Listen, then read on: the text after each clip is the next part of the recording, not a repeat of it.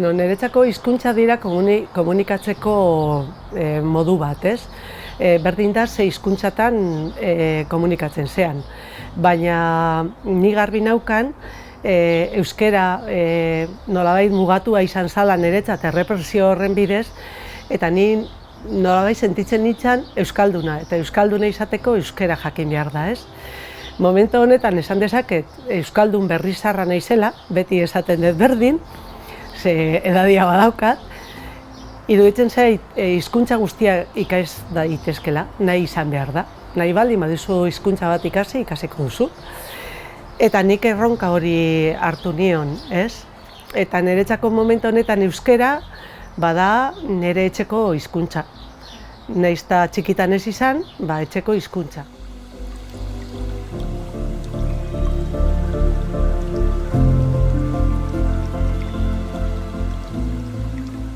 Ni 1998 urtean jaio nintzen, 65 urte ditut orain, eta garaiaretan errepresio handia zegoen. Orduan, ni monja eskola baten ikasi naban. Nire aito namonak euskara bazekiten, nire ama eta aita ez egiten euskara. Tolosa arrasian, baina bai hitzak solte eta horrela, baina ez zuten hitz egiten beraien artean euskaraz. Orduan 14 urte nituanean, hasi nintzen gutunak idazten katalan batekin, erderaz, eta berak momentu baten esan zian, bialdu jazu zerbait zure hizkuntzan. Eta, nire hizkuntza erdera zan. Eta alako lotza eman zian, nintzen denda batera, Elgoibarren, Gorostiza liburu dendara, eta erosi nuan manual del euskera, horrela jartzen zuen. Eta orduan, segitu genduan kartak idazten, baina beti zerbait jartzen genduan euskeraz.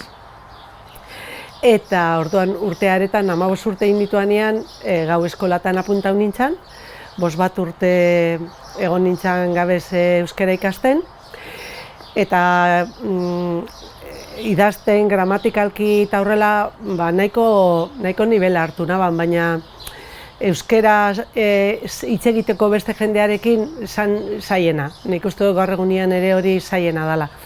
Orduan apuntau nintzen Arrasaten ematen zituzten kursillo berezi batzuk, 7 ordukoak, uztaila guztian, eta egon nintzen halako kursillo baten.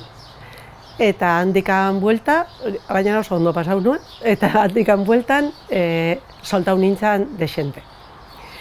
Gero eskondu nintzen euskal zale batekin, eta beti egin dugu gure bizitza euskeraz, etxian, eta inoiz, beti bera niri korregitzen, baina pazientzia handiz, lortu genduan gure etxeko hizkuntza euskera izatea. Guk erabaki genduan gure lehenengo hitza euskaraz izatea beti bezeroarekiko. Eta nahiz eta erdalduna izan, edo berdin zait marroki, pakistani, edo nahi duzu kubano, edo gure hitza euskaraz izatea. Gero beraiek erderaz erantzuten badizute, segitzen duzu erderaz, ez? Baina behintzat euskara dakiena posibilitate bat eukidu gurekin dendan, guk nahi gendulako. Horretarako egin behar izan ditugu esforzo asko, Eske militantea ez baldin bagera, euskaldunok jai daukagu.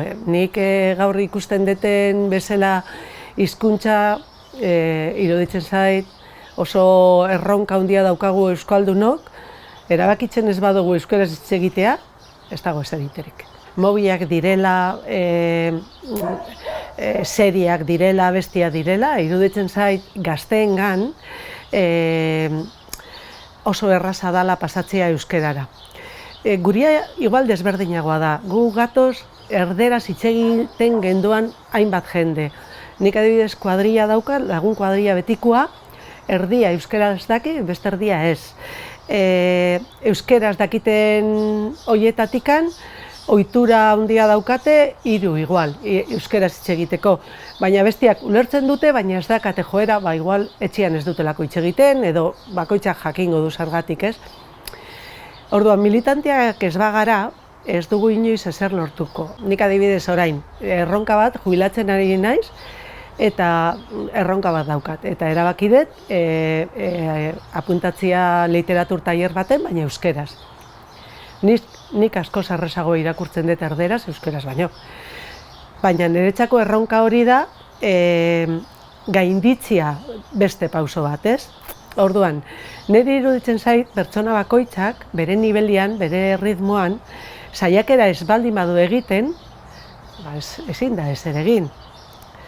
Nik dazkat lagun honak euskera dakitenak, baina erderaz hitz egiten dutela etxian eta familian, eta oso erraz pasatzen dira erderara, eta zenbat kostatzen da, atzo, topatu nuen bereakin kalean, kaixo, bego nola zoaz, nijoa ez dakiz zertara, eta bera erderaz. Eta konturatu nintzen, handikan 50 metrora ni ere erderaz ari nintzela. Orduan, danok egin behar dugu, batzuk bakarrik egiten baditugu, danok, eta berdin gertatzen da umiekin, gazteekin, eta nik uste dut, gu haseginean euskara ikasten eta importantzia hori eman genionean gentozela represio batetik, ez? Eta oain, gazteak eta umeak ez daukate represiorik. Ez daukate eta ez dute sumatzen. Eta nik uste dut ez dugula jakin gu adierazi beraiei zer dan hizkuntzari gabe gelditzea. Gu nolabait egon behar izan ginen oso erne eta oso gauza guztietan, ez euskararekiko bakarrik, baizik eta politikoki, besteaki eta orduan, nik uste dut gazteak, igual danak ez nago pontifikatzen, nahi dut esan nik ikusten detela beraiek hor guk ez dugula jakin transmititzen